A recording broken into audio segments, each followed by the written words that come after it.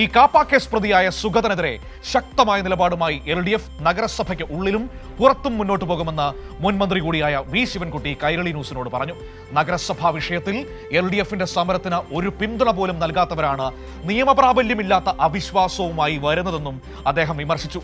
സംയുക്ത അവിശ്വാസത്തിന്റെ കാര്യത്തിൽ പാർട്ടിയിൽ ചർച്ച ചെയ്ത് തീരുമാനമെടുക്കുമെന്നും വി ശിവൻകുട്ടി വ്യക്തമാക്കി. തിരുവനന്തപുരം നഗരസഭയിൽ നിർണായകമായ കൗൺസിൽ യോഗം നടക്കാനിരിക്കുകയാണ്. ഇപ്പോഴേതായാലും നമുക്കൊപ്പം ചേരുന്നത് മുൻ മന്ത്രി കൂടിയായിട്ടുള്ള വി ശിവൻകുട്ടിയാണ്. ഏത് രീതിയിലാണ് ഈ കൗൺസിൽ യോഗം? ഏറെ നിർണായകമായ ഒന്നാണ്. UDF അവിശ്വാസം കൊണ്ടുവരും എന്ന് പറയുന്നു. ഏത് രീതിയിലാണ് LDF കൗൺസിൽ യോഗത്തിൽ സ്വീകരിക്കാൻ പോകുന്നൊരു നിലപാട് എന്തായിരിക്കും? ഒന്ന്, മേയർ രാജിവെക്കുക എന്നുള്ള നിലപാട് തന്നെയാണ് ഞങ്ങൾ സ്വീകരിക്കുന്ന നിലപാട്. കാപ്പ കേസിലെ പ്രതി സുഗതനെ കൗൺസിലിൽ നിന്ന് പുറത്താക്കുക എന്നുള്ള നിലപാട് ഞങ്ങൾ സ്വീകരിക്കും. ഹൈക്കോടതിയുടെ നിർദ്ദേശപ്രകാരം ഡെപ്യൂട്ടി മേയറായി തിരഞ്ഞെടുക്കപ്പെട്ട ആ സ്ഥാനത്ത് ഇരിക്കുവാൻ അർഹതയില്ല എന്നുള്ള നിലപാട് ഞങ്ങൾ തീരുമാനിക്കും. നിയമപരമായ അർഹതയില്ല എന്നുള്ള നിലപാട് തീരുമാനിക്കും. എന്ന് മാത്രമല്ല, നഗരഭരണം പൂർണ്ണമായി പരാജയമാണ്. UDFനെ സംബന്ധിച്ചിടത്തോളം നിരീക്ഷിച്ചുകൊണ്ട് നിൽക്കുകയായിരുന്നു ഇത്രയും ദിവസം.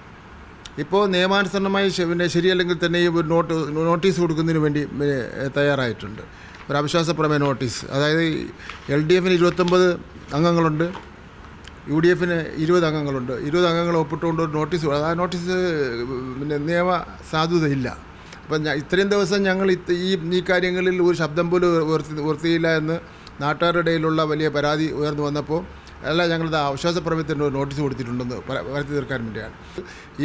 ഈ കോർപ്പറേഷൻ കൗൺസിൽ ഭരണത്തെ താഴെയിറക്കുന്നതിനുള്ള പരിശ്രമം നടത്തും. അത് ജനാധിപത്യപരമായിട്ടായിരിക്കും, അല്ലാതെ ഒരു കുതിരക്കച്ചവടത്തിന് ഞങ്ങൾ ഇല്ല എന്നുള്ളതാണ്.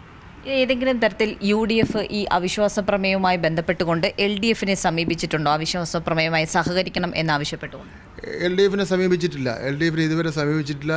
എന്ന് മാത്രമല്ല, അങ്ങനെ സമീപിച്ചാലോട്ട് ഉടനെ തന്നെ ഒരു യെസ് പറയാൻ പറ്റുന്ന കാര്യം അല്ലല്ലോ. അവിശ്വാസ പ്രമേയത്തിന് ഈ മണ്ടത്തരം കാണിച്ച ശേഷം അതിൻ്റെ കുറ്റം മുഴുവൻ കൊണ്ട് ഇപ്പോൾ LDFൻ്റെ തലയിൽ കൊണ്ടുവയ്ക്കാനുള്ള പരിശ്രമമാണ്. അവിശ്വാസ പ്രമേയം കൊണ്ടുവന്നു കഴിഞ്ഞാൽ ഞങ്ങൾ അതിനെ എതിർക്കാൻ നിൽക്കാൻ പോകുന്നില്ല. UDF കൊണ്ടുവന്നതല്ല.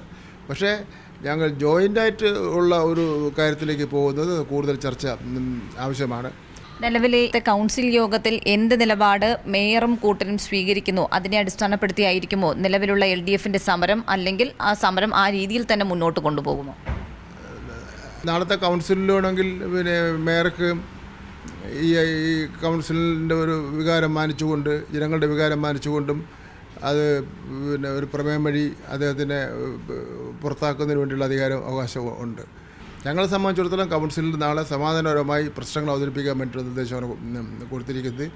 മറിച്ച് ഇപ്പം കാണിച്ചുകൊണ്ടിരിക്കുന്ന പോലുള്ള അഹങ്കാരവും ധിക്കാരവും വെല്ലുവിളി നടത്തിയാലും ഞങ്ങളുടെ കൗൺസിലർമാർക്ക് പറഞ്ഞിട്ടുള്ളത്, നിങ്ങൾ ഒരു തരത്തിലുള്ള ബഹളത്തിനും പോകാൻ പാടില്ല. ജനാധിപത്യപരമായി നമുക്ക് അവതരിപ്പിക്കേണ്ട കാര്യങ്ങൾ അവിടെ അവതരിപ്പിക്കണം എന്നുള്ള നിലയിലാണ് പറഞ്ഞിരിക്കുന്നത്. തീർച്ചയായും അത് തന്നെയാണ് ഇപ്പോൾ ജില്ലയിലെ മുതിർന്ന നേതാവ് കൂടിയായിട്ടുള്ള വി ശിവൻകുട്ടി വ്യക്തമാക്കുന്നത്. അതായത് ഏറെ നിർണായകമായ കൗൺസിൽ യോഗമാണ്. കൗൺസിൽ യോഗത്തിൽ പ്രധാനമായും LDF മുന്നോട്ട് വയ്ക്കുന്ന ആവശ്യം സുഗതനെ കൗൺസിലിൽ നിന്ന് പുറത്താക്കുക എന്നുള്ളതാണ്. അതോടൊപ്പം തന്നെ ഈ BJPയുടെ ദുർഭരണം അത് അവസാനിക്കുന്നതിന് വേണ്ടിയിട്ടുള്ള നടപടികളിലേക്ക് കൂടി കടക്കുക, അതാണ് LDFൻ്റെ തീരുമാനമെന്ന് പറയുന്നത്. തിരുവനന്തപുരത്ത് നിന്ന് ആശ്രയ S വാര്യർക്കൊപ്പം S Sheeja, Kairali news.